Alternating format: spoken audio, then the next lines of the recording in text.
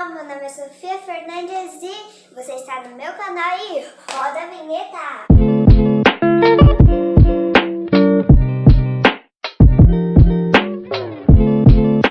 Tá um friozinho na sua cidade? Então eu vou ensinar a vocês a fazer um leite quente cremoso.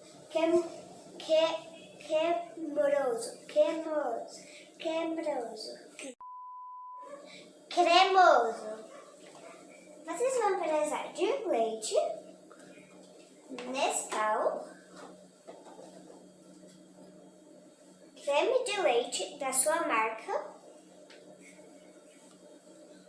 uma xícara, a minha média é 300 ml, um caneco e leite em pó. Vamos começar? Tem que ter um adulto vendo vocês, porque vai usar fogo. Uma xícara de leite, a minha é 300 ml, como eu já falei.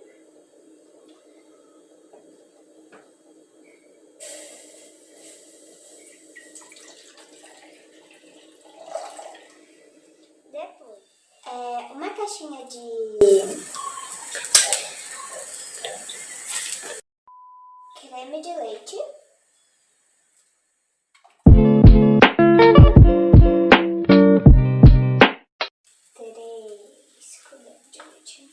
Quando você for fazer isso, faça como responsável, porque vai fogão, né?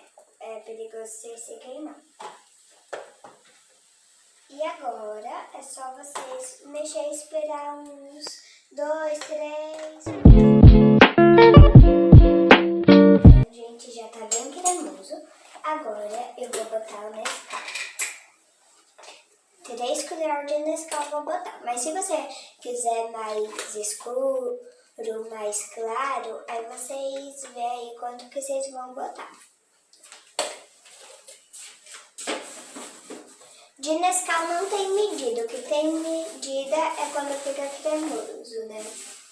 Porque de Nescau depende do seu gosto. Eu vou mexer aqui.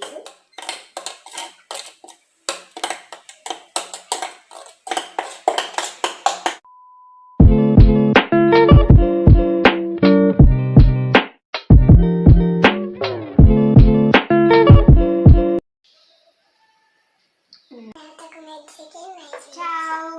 Espero que vocês tenham gostado. Não se esqueça de se inscrever no canal, assinar o sininho das notificações, deixar o seu like e tchau! Até o próximo vídeo!